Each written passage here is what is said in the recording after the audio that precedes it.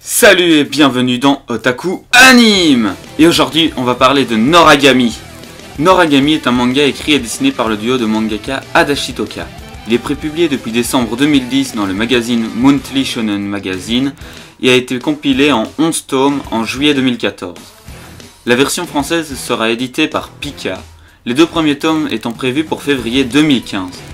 Une adaptation en série télévisée, produite par les studios Bones, a été diffusée entre janvier et mars 2014. Deux OAV sont également sortis. Yato est un dieu errant, oublié par les humains. Il parcourt le Japon afin d'exécuter les vœux des mortels dans l'espoir de pouvoir convertir assez de fidèles pour avoir enfin un temple à son honneur et un culte digne de ce nom.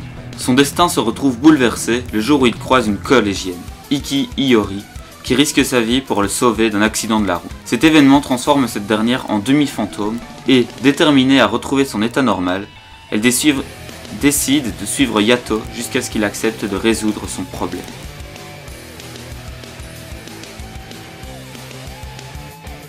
Alors cet animé il est vraiment très sympa, il est très drôle et sérieux à la fois, c'est vraiment sympa à regarder. Alors j'ai beaucoup apprécié les scènes humoristiques en rapport avec les différents types de dieux. Par exemple, où la déesse de la pauvreté ne peut pas rentrer dans un magasin parce que tout simplement le magasin alors ferait faillite sous peu de temps. Ou encore le fait que Yato soit un dieu et qu'il soit quand même obligé de faire des petits boulots minables pour faire construire son temple. Ça m'a bien fait rire parce que c'est un petit peu ironique quand même, c'est marrant. Alors comme vous le savez dans l'émission, j'aime bien parler un petit peu des fins des animés, etc. Et là en l'occurrence, c'est pas une bonne fin du tout.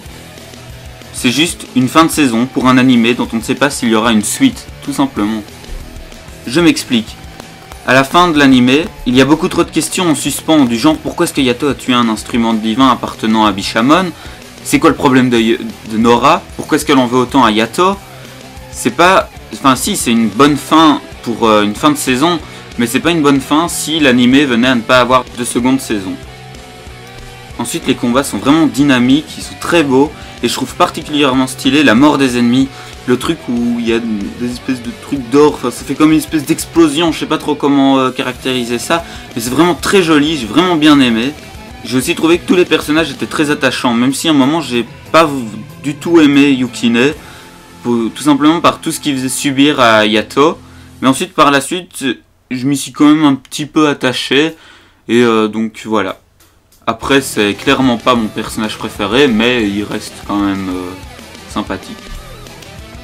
Ensuite j'ai aussi appris que Rabo, le méchant sorti de nulle part à la fin de l'animé, est un personnage exclusif de l'animé, ce qui veut donc dire qu'il n'existe pas dans le manga, et donc au final c'est peut-être pas plus mal qu'ils aient fait quelque chose comme ça, parce que ça permettra aux gens qui, comme moi, voudront lire le manga à sa sortie, comme ça on ne sera pas spécialement spoilé, même si après ça veut quand même dire qu'ils ont pris certaines libertés par rapport au manga, et que donc c'est comme deux histoires distinctes, si on peut dire ça, même si c'est pas vraiment le meilleur terme approprié. C'était bizarre comme phrase.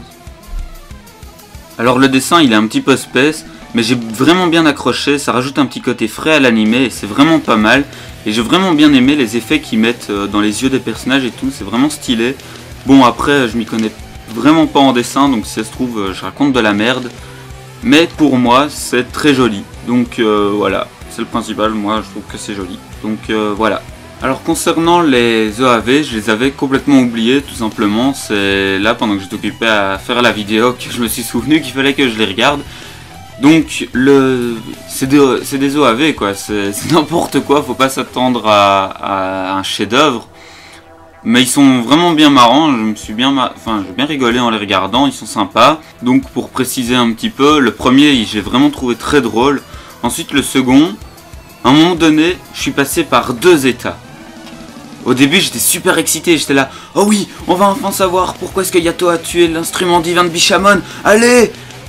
Et puis, je suis passé par le stade de la tristesse, parce que je me suis dit, mince, s'il l'avoue dans un OAV, il va falloir que je réécrive tout mon épisode.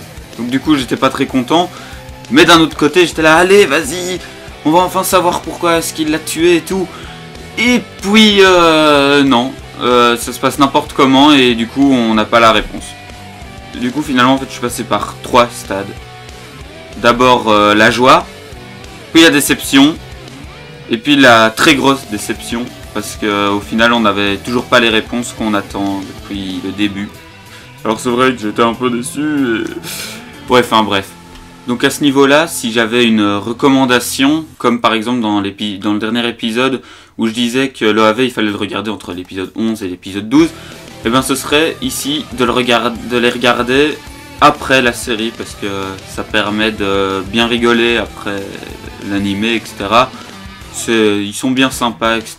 Ça gâche pas la fin, parce que tout simplement la fin sous-entend une suite.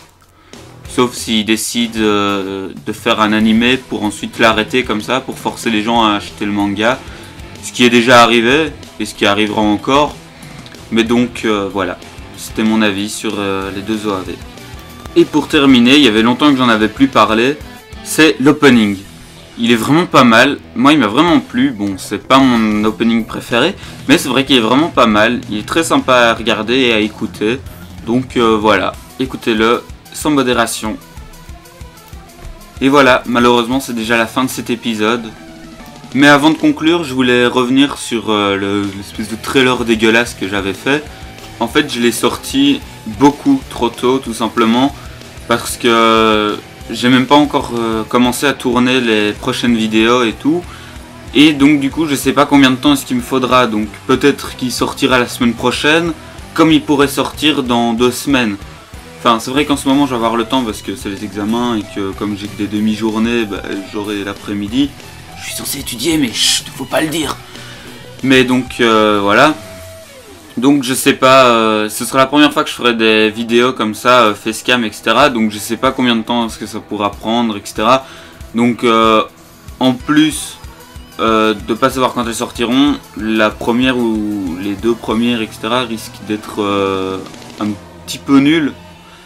Mais parce que tout simplement il faudrait un temps d'adaptation, etc. Enfin bref, je me justifie, mais vous verrez bien.